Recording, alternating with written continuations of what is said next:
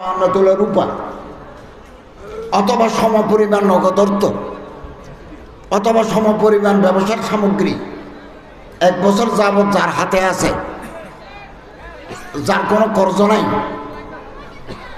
তার উপর জাকাত ওয়াজিব। নামাজ যেরকম ফরজ, জাকাত এরকম ফরজ। জাকাত এরকম ফরজ, নামাজ যেরকম ফরজ, রোজা যেরকম ফরজ, হজ যেরকম ফরজ, জাকাত এরকম ফরজ। আমাদের সমাজ আলহামদুলিল্লাহ উলামায়ে কেরামদের মেহনতের ফলে মানুষ বহু দিনদের মানুষ জাকাত দিচ্ছেন, আদায় করছেন।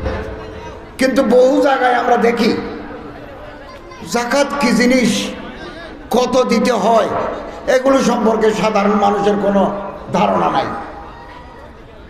আলহামদুলিল্লাহ উলামায়ে কেরামদের মেহনতের ফলে জাকাত মানুষ জাকাতের দিকে এগিয়ে যাচ্ছে, জাকাতমুখী হচ্ছে। আরও বেশি জাকাতমুখী হওয়া প্রয়োজন। আমাদের দেশে যত ধনী আছে তারা যদি ঠিকমতো জাকাত দেয়, 100-তে 1,02,000 টাকা হিসাবে যদি জাকাত দেয়, 1 বছরে বাংলাদেশে 30,000 কোটি টাকা জাকাত ফান্ডে জমা হবে। 30,000 কোটি। ওই যমুনা সেতু তৈরি করতে খরচ হয়েছে 4,000 কোটি। 4,000 কোটি। চট্টগ্রামের কর্ণফুলী নদীর নিচ দিয়ে এটা টানেল হয়েছে, এটা 12,000 কোটি। আর 1 বছরে বাংলাদেশের ধনীরা যদি জাকাত ফান্ডে টাকা জমা দেয়, 30,000 কোটি টাকা জাকাত ফান্ডে জমা হবে। ওলামা, নোকাবা, ওরাফা, জোয়ামা, মুফতি সাহেবরা, সরকারের অফিসাররা বসে শরীয়ত মতে, মাসারেফে জাকাত মতে এই টাকাগুলো যদি গরিব মানুষের ভিতরে ভাগ করে দেওয়া যায়, 10 বছরের ভিতরে শায়েস্তাগঞ্জ বাজারে ভিক্ষা করার জন্য কোনো মানুষ পাওয়া যাবে না। Equal distribution of wealth according to the rules of জাকাত। জাকাতের বিধান অনুযায়ী সম্পদ আহরণ, সম্পদ বিতরণের যদি ব্যবস্থা হয়, দেশ দরিদ্রতা মুক্ত হবে, দেশে গরিব খুঁজে পাওয়া যাবে না। হযরত ওমর রাদিয়াল্লাহু তাআলা আনহু জামানায়, হযরত ওমর ইবনে আব্দুল আজিজের জামানায় সিরিয়া, মুলকে শাম জাকাত আদায় হয়েছে, ধনীরা জাকাত দিয়েছেন, গরিব পাওয়া যায়নি। আমাদের দেশেও তাই। ট্যাক্স দিলেও জাকাত দিতে হবে। যারা ইনকাম ট্যাক্স দিবেন তাদের জাকাত দিতে হবে। ইনকাম ট্যাক্স সরকারের হুকুম, জাকাত আল্লাহর হুকুম। 2 হুকুম পালন করতে হবে। এবং 52.5 তোলা সোনা, 7.5 তোলা সোনা, 52.5 তোলা রূপা, হাটহাজারী মাদ্রাসার ফতোয়া মতে 84,000 টাকা যার হাতে নগদ 1 বছর যাবত আছে, 1 বছর যাবত যার হাতে আছে, যার কর্জ নাই, তাকে জাকাত দিতে হবে। এগুলো আলেম ওলামাদের কাছে আপনি ফতোয়া পাবেন। জাকাতের উপরে অনেক মূল্যবান বই, কিতাবপত্র বাংলায়, উর্দুতে, আরবিতে আছে। আপনারা নিয়ম কানুন জেনে নেবেন। এবং ব্যাংকে নগদ টাকা 1 বছর যাবত যার আছে তাকে জাকাত দিতে হবে।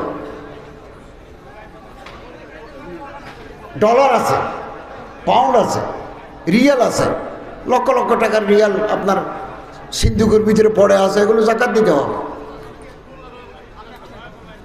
এরকম ওলামায়ে কেরামদের কিতাব আছে কোন কোন খাতে জাকাত দিতে হয়, কোন আলেমের, কোন মুফতি সাহেবের যদি 5 লক্ষ টাকার কিতাব থাকে, ওই কিতাব যদি তিনি মোতালা করেন, ওই কিতাবের উপর জাকাত নাই।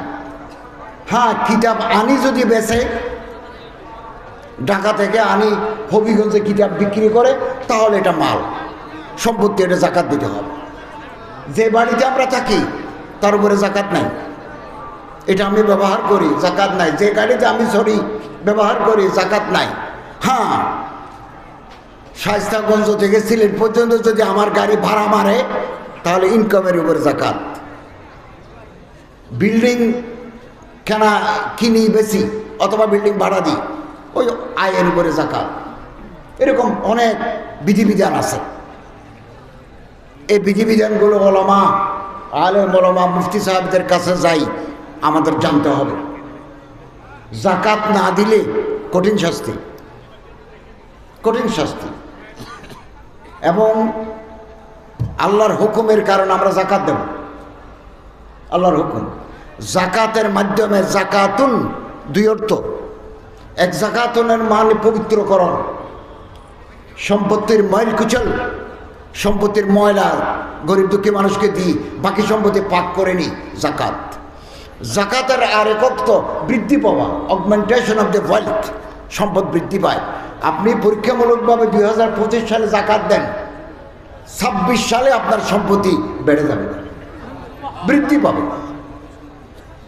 সমাজের দরিদ্রতা, অভাব, অভাব মারাত্মক জিনিস। অভাবের কারণে মানুষের স্বভাব নষ্ট হয়ে যায়। কাদাল ফকরে ইয়াকুনা কুফরা, অভাবের কারণে মানুষ নাফরমানিতে লিপ্ত হয়। কোনো মা দুটো বাচ্চা নিয়ে বিধবা হয়ে গেল, চিন্তা করে দেখেন আমাদের সমাজে এরকম মানুষ আছে। অথবা স্বামী অসুস্থ, স্বামী অসুস্থ, আয় রোজগার করতে পারে না, এই মেয়েটা অসহায়, দুটো বাচ্চাও আছে, কোথায় যাবে? সে জাকাতের মুস্তাহিক।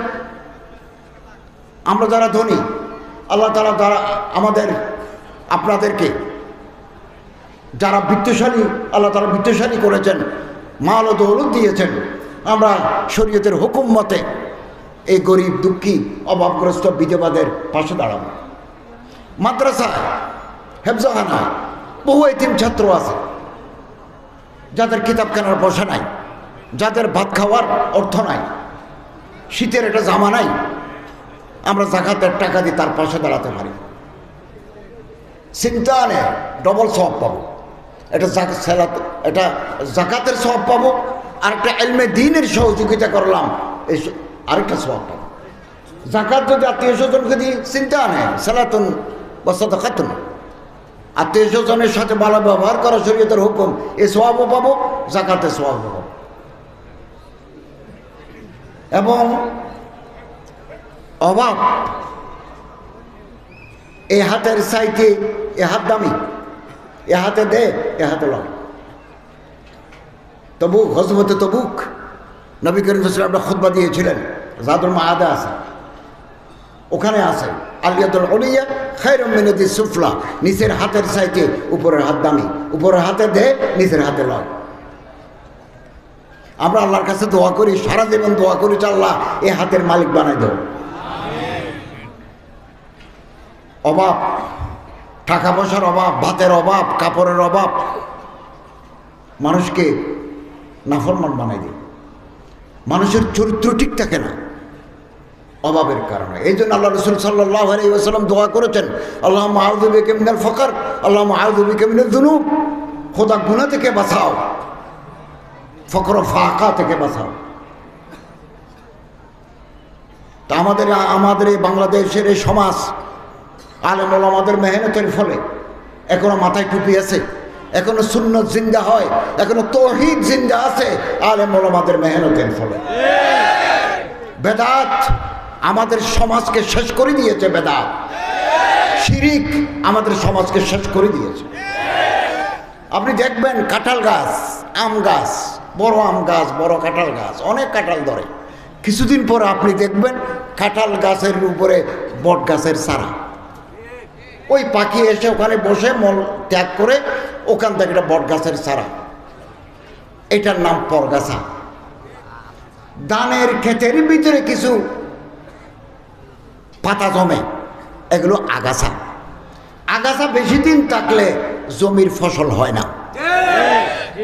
গাছের উপরে গাছ জন্মে, তার নাম পরগাছা। পরগাছাকে গোড়া থেকে কাটি না দিলে 10 বছর পরে দেখবেন কাঁঠাল গাছ আর নাই, পুরোটাই বট গাছ। বেদাত যদি কোনো সমাজে শিকড় গজাবার সুযোগ পায়, সুন্নত শেষ হয়ে যায়।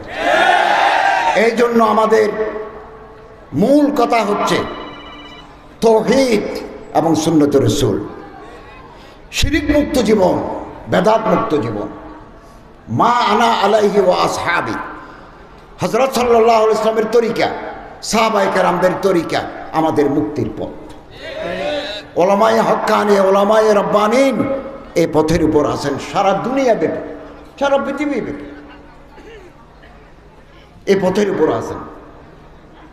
এবং এই দেশে আমাদের মাথায় টুপি, আমাদের মুখে দাড়ি, আজান দিলে মসজিদে যায়, রমজান মাস আসছে, চারিদিকে রোজার একটা যে পবিত্র আমেজ, এগুলো আলেম ওলামাদের মেহনতের ফল।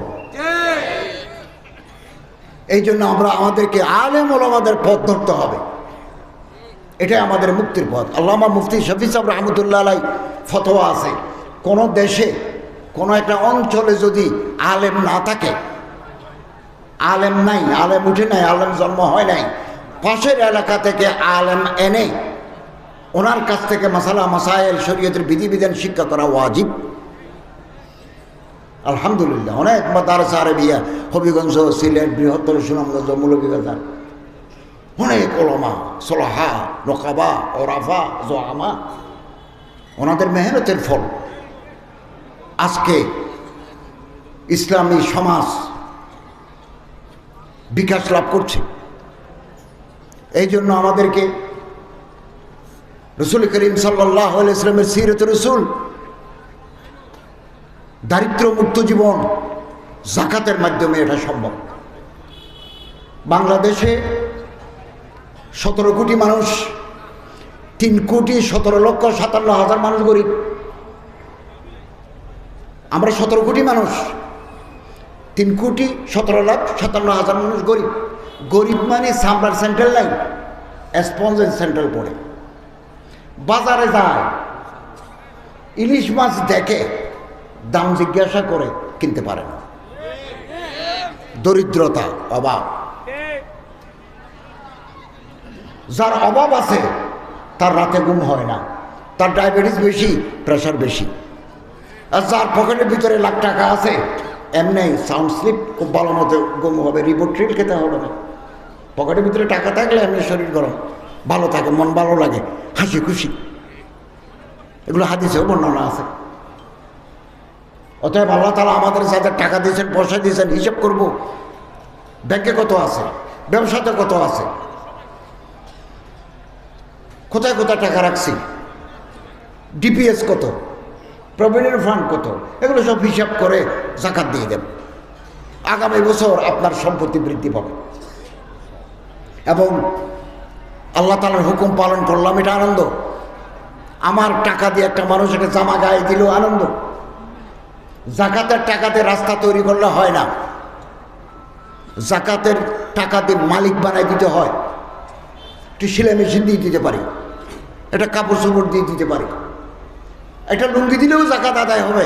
যাকাতের টাকাতে আপনি লুঙ্গি দিলে, শাড়ি দিলেও যাকাত আদায় হবে। কিন্তু ইমাম মালিক রাহমাতুল্লাহ একটা ফতোয়া আছে, তিনি বলছেন শায়েস্তাগঞ্জ উপজেলায় আলেম ওলামা দিনদার মানুষরা বসে, কত গরিব আছে তার একটা তালিকা করলে যাকাতের মুস্তাহিক, মালিক নিসাব নয়, এরকম ধনী নয়, এরকম কতজন আছে। 2025 সালে আমরা 200 জনকে যাকাত দিলাম, 2026 সালে আর 200 জনকে দিলাম। 5 বছর 10 বছর পরে দেখা গেল শায়েস্তাগঞ্জে আর যাকাত নেওয়ার মতো লোক নাই, যাকাত দেওয়ার মতো লোক হয়ে গেছে। এটাই ইমাম মালিক রাহমাতুল্লাহের ফতোয়া। অতএব আসুন, যাকাতের একটা অংশ, আমি বাংলাদেশ সরকারের ধর্ম মন্ত্রণালয়ের দায়িত্বশীল, আমাদের একটা যাকাত বোর্ড আছে। আমি খুব বড় বড় আলেম রেখেছি, মনোনয়ন দিয়েছি, বড় মুফতি, যাদের এলমি তাবাখর আছে, এলমি অমুক আছে, গেহরাই আছে, এরকম আলেমদেরকে রেখেছি। এই বছর 2025 সালে রমজানের আগে 11 কোটি টাকা যাকাত বোর্ড থেকে আমরা সারা বাংলাদেশে বিতরণ করব। আমি ঢাকাতে করব, আর হবিগঞ্জে জেলা প্রশাসক মহোদয়, ইসলামিক ফাউন্ডেশনের ডেপুটি ডাইরেক্টর যিনি আছেন, উনি তালিকা করে যাকাত বিতরণ করবেন। আমরা একসাথে 64টি জেলায় বিতরণ করব। ঢাকাতে আমরা করব, উপজেলায় জেলাতে ডিসি মহোদয়রা করবেন, উপজেলায় ইউনুরা করবেন, আমাদের ইসলামিক ফাউন্ডেশনের মানুষ সহ 11 কোটি টাকা আমরা বিতরণ করব। আগামী বছর 2026 সালে 25 কোটি টাকা আমরা ধনীদের কাছ থেকে জাকাত নিই, 25 কোটি টাকা গরিবের মাঝে বিতরণ করি। আপনারা জাকাতের একটা অংশ মাদ্রাসায় দিবেন, এতিমখানায় দিবেন, হেফজখানায় দিবেন, আত্মীয় স্বজনকে দিবেন, একটা অংশ বাংলাদেশ সরকারের জাকাত বোর্ডেও দিবেন। আমরা হাটাজারি ইমাম সাহেব বড় মুফতি সাহেবকে রেখেছি, বড় মুফতি সাহেবকে রেখেছি, এবং আরও ঢাকার বড় বড় আলেমদেরকে রেখেছি আমাদেরকে মশওয়ারা পরামর্শ দেওয়ার জন্য। এবং এই দুঃখী মানুষের পাশে আমরা দাঁড়াবো। জাকাতের একটা অ্যাপস আমরা চালু করছি, অল্প দিনের ভিতরে এটা বাজারে আসবে। বিকাশ থেকে যেমন আপনি টাকা ব্যাংক থেকে বিকাশে আনতে পারেন, বিকাশ থেকে এখানে দিতে পারেন, এখান থেকে দোকানে দিতে পারেন, আমরা একটা অ্যাপস, জাকাত অ্যাপস তৈরি করছি। আপনি শায়েস্তাগঞ্জে বসে জাকাত বোর্ডে গভর্নমেন্টের এখানে যদি 2000 টাকা দিতে চান, এখান থেকে টিপ দিলেই আপনার অ্যাকাউন্ট থেকে ডেবিট হয়ে আমাদের অ্যাকাউন্টে ক্রেডিট হয়ে যাবে। আপনার মোবাইল থেকে টিপ দিয়ে জাকাত দিতে পারবেন। ইসলামের ফাউন্ডেশন খুঁজতে হবে না, টাকাতে মানি অর্ডার করতে হবে না, আপনি মোবাইল থেকে দিলেই আমাদের অ্যাকাউন্টে জমা হয়ে যাবে। এবং আলহামদুলিল্লাহ আমরা অগ্রসর হচ্ছি, আপনাদের সহযোগিতা দরকার। জাকাত বিশ্বাস করে জাকাত দিতে হয়, আসলে দেয় না, এরা মুনাফিক। তাফসীর ইবনে কাসির, আসাহ তাফসীর রাওয়ায়াতান ইবনে কাসির, অনেক বড় তাফসীর, ওখানে একটা ঘটনা আছে। নবী করিম সাল্লাল্লাহু আলাইহি ওয়াসাল্লামের জামানা সালাবা ইবনে আবি হাতিব, সালাবা ইবনে হাতিব নয়, সালাবা ইবনে হাতিব বড় সাহাবী, সালাবা ইবনে আবি হাতিব ছাগলের খামার, ভেড়ার খামার মদিনা শরীফে, অনেক পয়সাওয়ালা। একদিন নবী করিম সাল্লাল্লাহু আলাইহি ওয়াসাল্লামের দরবার আসি, বলেন ইয়া রাসূলুল্লাহ, আপনি একটু আল্লাহরে বলেন না, আল্লাহ যেন আমারে কোটি কোটি টাকার মালিক বানায়। হযরত সাল্লাল্লাহু আলাইহি ওয়াসাল্লাম বলেন, আমি তো এরকম দোয়া কোনোদিন করি নাই, আমি দোয়া করলে তো আল্লাহ ওহুদের পাহাড় আমারে সোনা বানায় দিবেন, আমি তো এই দোয়া করি নাই। চলে গেল, কয়েকদিন পর আবার আসছে, এসে বলে ইয়া রাসূলুল্লাহ, আপনাকে একটু আবেদন করছি, আপনি একটু আল্লাহরে বলেন না, আল্লাহ যেন আমারে কোটি কোটি টাকার মালিক বানায়। এবং সালাবা বলতেছে, ইয়া রাসূলুল্লাহ, টাকা পয়সা আমার আছে, তবে আল্লাহ যদি আমার বেশি টাকা দেন, আমি গরিব, দুঃখী, এতিম, ফকরা, মাসাকিন, ওয়াবনাস সাবিল এদেরকে দান করব। যারা মেয়ে বিয়ে দিতে পারে না তাদের মেয়ে বিয়েদের ব্যবস্থা করবো, যারা ঘর তৈরি করতে পারে না ঘর তৈরি করে দেব। তখন রাসূলুল্লাহ সাল্লাল্লাহু আলাইহি ওয়াসাল্লাম দোয়া করেন, আল্লাহুম্মা রযুক সালাবাতা মালান, খোদা সালাবার সম্পত্তি বাড়াই দাও। তো রাসূলুল্লাহর দোয়া মুহূর্তের ভিতরে আল্লাহ কবুল করে নিলেন। সালাবাদ খামার বাড়ি, ছাগল ভেড়া 6 মাসের ভিতরে একেবারে উই পোকার মতো ছাগলের বাচ্চা দিতে লাগলো। আগে খামার ছিল 2টা, এখন হয়ে গেল 6টা। যত খামার বাড়ে মদিনার মসজিদ থেকে তত দূরে চলে যায়।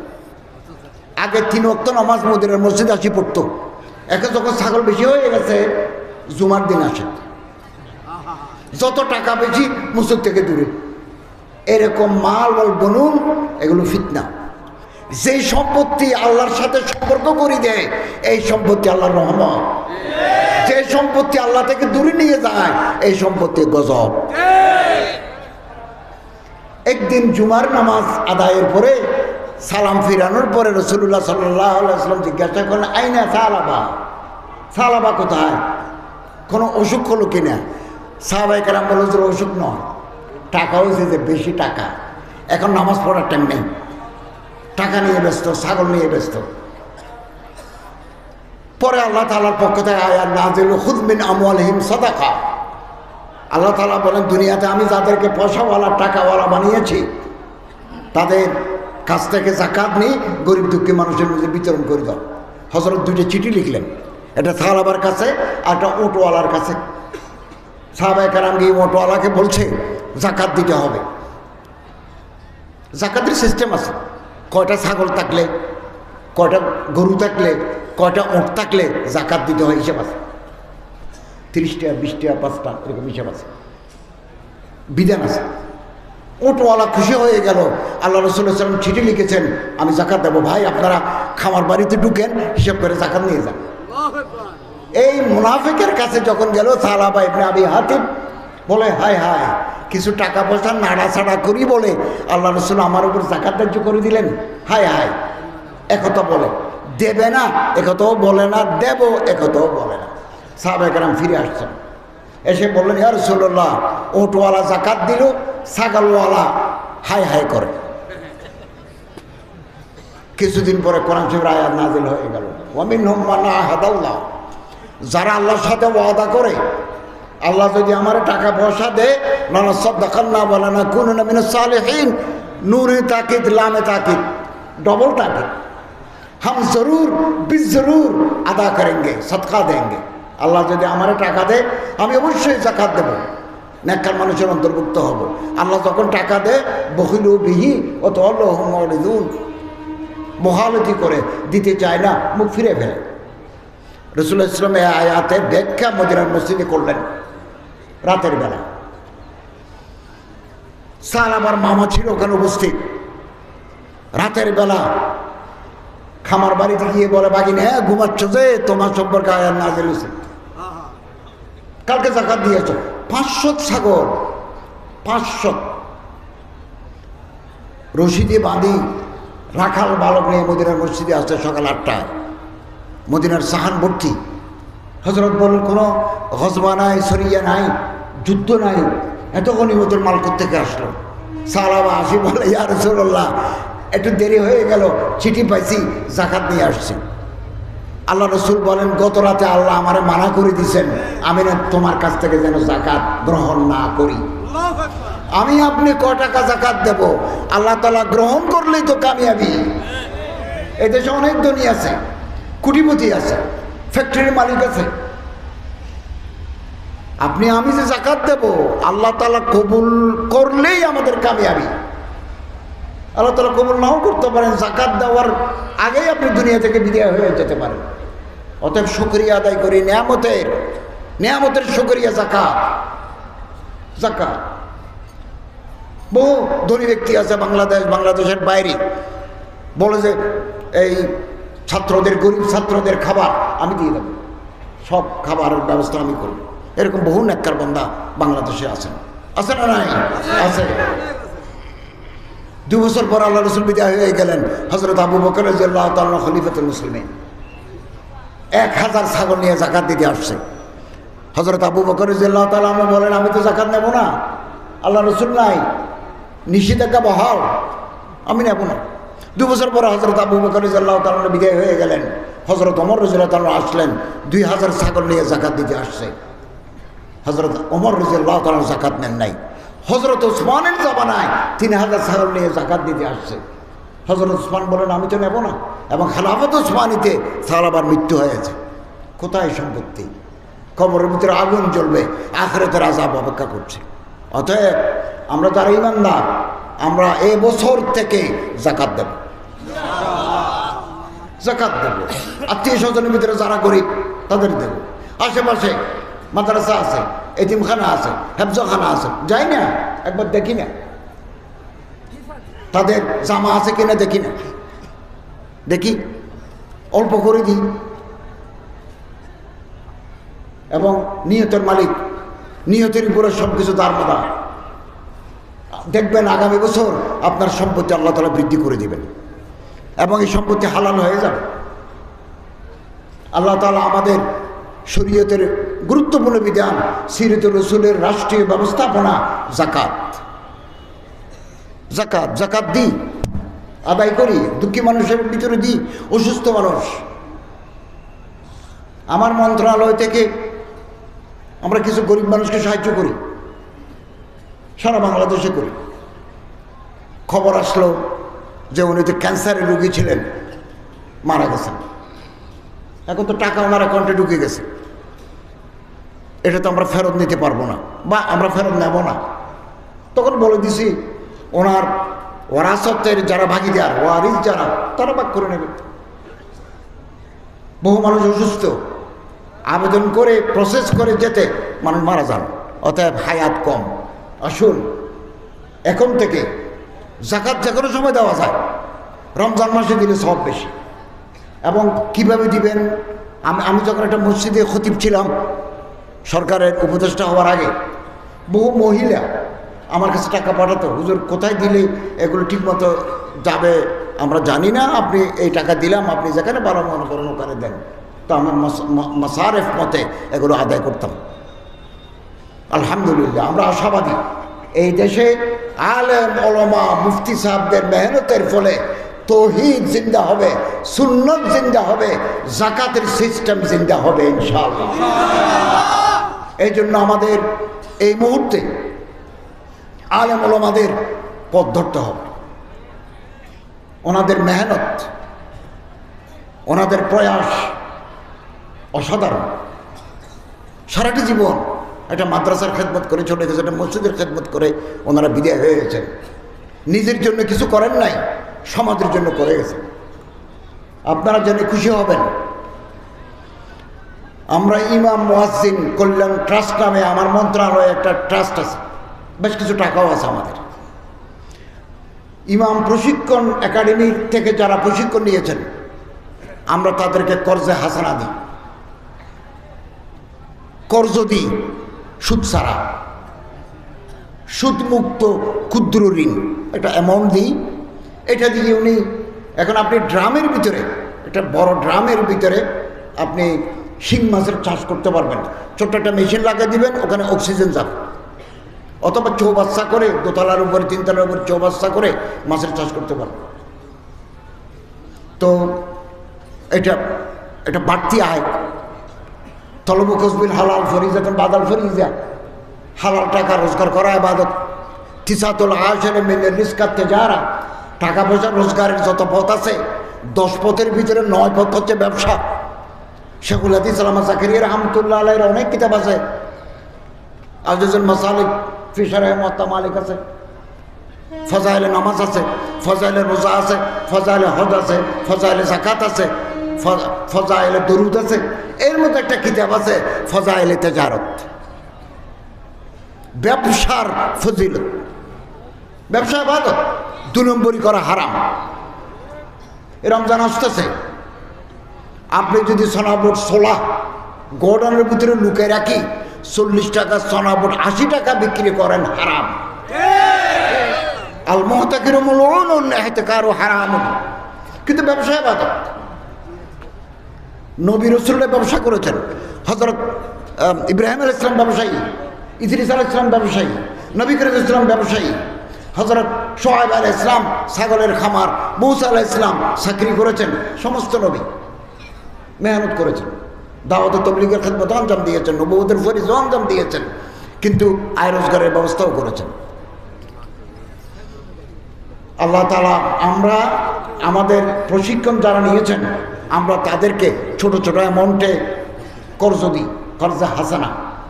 আলহামদুলিল্লাহ এই পর্যন্ত আদায়ের হার, টাকা ফেরত আসার হার 100-তে 100। কোনো আলেম, কোনো ইমাম সাহেব আমাদের টাকা না দিয়ে পালিয়ে যান নাই। এবং ইনশাআল্লাহ আজিজ ইমাম মুয়াজ্জিনের কল্যাণ ট্রাস্টের মাধ্যমে আমরা একটা পানি বের করার চিন্তা ভাবনা করছি। বিশুদ্ধ পানি, মিনারেল ওয়াটার মানুষে খায়। পানি পরীক্ষা করেছি গাজীপুরে, শ্রীপুরে ভালো পানি পেয়েছি। নারায়ণগঞ্জের ফতুল্লায় বোরিং করেছি, পানি বেশি সুবিধার নয়। তো আমরা এই 15 দিনের ভিতরে গাজীপুর যাব, ওখান থেকে পানি তুলে অত্যাধুনিক মেশিন দিয়ে পানি প্লান্ট তৈরি করতে চাচ্ছি। ওখানে যত লাভ হবে সবগুলো ইমাম মুয়াজ্জিনের কল্যাণের জন্য ব্যয় হবে। এবং আমরা নামও দিয়েছি ইমাম। কত পানি বাজারে আছে, আমরা এটা খুব বিশুদ্ধ পানি, খুব একবারে পাওয়ার ট্রিটমেন্ট প্ল্যান্ট আমরা করতে যাচ্ছি। এবং আমি ইসলামিক ফাউন্ডেশনের একজন মহাপরিচালক নিয়োগ করেছি আলহামদুলিল্লাহ। উনি খুলনা ট্রাইব্যুনাল, নারী ও শিশু আদালত ট্রাইব্যুনাল নম্বর 3 বিচারক, বর্তমানে বিচারক, LLB অনার্স, LLM, দাওরায়ে হাদিস, মুফতি, বুখারী সানির ওস্তাদ, ইসলামিক ফাউন্ডেশন বর্তমান মহাপরিচালক নিয়োগ করেছি। এবং আলহামদুলিল্লাহ ইসলামিক ফাউন্ড বাইতুল মুকাররমে একজন সম্মানিত খতিব দিয়েছি, ওয়াকফ প্রশাসনে একজন অ্যাডিশনাল সেক্রেটারি দিয়েছি, অত্যন্ত নেককার পরহেজগার বিজ্ঞ। সব জায়গায় গুরুত্বপূর্ণ মানুষ আমরা দিচ্ছি। আপনাদের সহযোগিতা প্রয়োজন, পরামর্শ প্রয়োজন, পরামর্শ দিবেন, সহযোগিতা করবেন। আমরা ইনশাল্লাহ একটা সুন্দর বৈষম্যহীন বাংলাদেশের আমরা একটা স্বপ্ন দেখছি। এটা আমরা শুরু করে দিতে চাই, শেষ করবেন আল্লাহ যার দ্বারা শেষ করার মর্জি রাখেন, তার মাধ্যমে শেষ হবে। আল্লাহ তাআলা আমাদের তৌফিক দান করুন, আমিন। সম্মানিত হাজরিন, ভারতের দারুল উলুম দেওবন্দের শেখুল হাদিস হযরত আল্লামা মাওলানা আমিন সাহেব পালনপুরি আমার জন্য একটা দোয়া পাঠিয়েছেন। এই দোয়াটা আমি শায়েস্তাগঞ্জের মানুষের জন্য উপহার দিয়ে গেলাম। তিনি দেওবন্দ থেকে আমার কাছে পাঠিয়েছেন। তকি উসমানী সাহেবের সাথেও কয়েকদিন আগে কথা হয়েছে, তিনিও আমার জন্য দোয়া করেছেন। আল্লামা পালনপুরি সাহেব বাংলাদেশে আসছিলেন, আমি দেখা করতে পারিনি, আমি সৌদি আরব ছিলাম, গতকাল আসছি। 5 ওয়াক্ত নামাজের পরে 3 বার ইয়া মুহাইমিনু জাল্লা জালালুহু বলেন, ইয়া মুহাইমিনু জাল্লা জালালুহু, ইয়া সালাম জাল্লা জালালুহু। 3 বার পড়বেন। সমস্ত মুসিবত, মসায়েব, আফাত থেকে আল্লাহ আপনারা হেফাজত করবেন। মুহাইমিন আল্লাহর নাম, সালামুন আল্লাহর নাম। আমরা আল্লাহর নামে উপর ভরসা করি। ইয়া সালাম জাল্লা জালালুহু, ইয়া মুহাইমিনু জাল্লা জালালুহু। ভারতের দারুল উলুম দেওবন্দের বুখারীর ওস্তাদ উনি আমার কাছে এটা পাঠিয়েছেন, ওনার এক ছাত্রের মাধ্যমে। আল্লাহ তাআলা হযরতকে বাবরকত জিন্দেগি দান করুন, এবং উলামায়ে হক্কানি, উলামায়ে রব্বানীন যারা বাংলাদেশে, বিশেষ করে আমাদের সরতাজ মুরব্বী হযরত আল্লামা মাওলানা নুরুল ইসলাম সাহেব অলিপুরি হাফিজাহুল্লাহ তাআলা আজ্জা ওয়াজাল, আল্লাহ হযরতকে दीर्घ हयात दान करो। आप जीते रहे 1000 बरस, उस बरस का हर दिन हो 1000 बरस। আপনি 1000 বছর জীবিত থাকুন, ওই বছরের প্রতিদিন হোক আবার 1000 বরস। হযরতের জবান, হযরতের দরস তদরিস, হযরতের কিতাব তাহরিরি কলমি খিদমত, বহুমাত্রিক খিদমত তিনি আঞ্জাম দিচ্ছেন। তিনি এই জামানার খতিব আজম, মুফতি আজম হযরত আল্লামা নুরুল ইসলাম অলিপুরি সাহেব। আল্লাহ তাআলা হযরতকে বাবরকত জিন্দেগি দান করুন, এবং হযরতের ছায়ায়ে আতিফত আমাদের মাথার উপর দীর্ঘায়িত করুন, আমিন।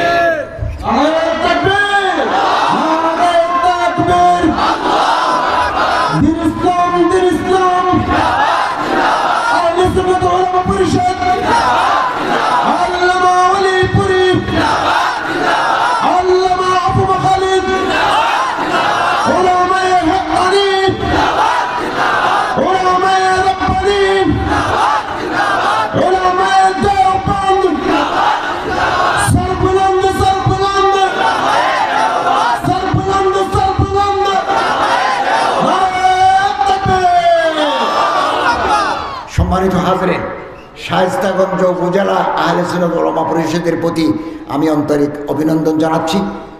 আপনারা আমাকে দাওয়াত দিয়েছেন। বিশেষ করে আমাদের মুরব্বী, বাংলাদেশের বরেণ্য আলেমে দ্বীন হযরত আল্লামা নুরুল ইসলাম সাহেব অলিপুরি হাফিজাহুল্লাহ তাআলা আজ্জা ওয়াজালের প্রতি আমি শুকরগুজারি আদায় করি। হযরত তারিখ পরিবর্তন করে আমাকে এখানে আসার সুযোগ দিয়েছেন। আপনাদের সাথে আমার দেখা হলো, শায়েস্তাগঞ্জের সর্বস্তরের মুসলমানদের সাথে সাক্ষাতের সুযোগ লাভ করলাম। এই জন্য আল্লাহ শুকরিয়া আদায় করি, আপনাদের প্রতি ধন্যবাদ জানাই। আল্লাহ তাআলা আমাদেরকে এই বাংলাদেশকে বৈষম্যহীন সুন্দর একটা দেশ গঠন করার তৌফিক আল্লাহ তাআলা আমাদের সবাইকে দান করুন, আমিন। ওয়া আখিরু দাওয়ানা আলহামদুলিল্লাহি রাব্বিল আলামিন।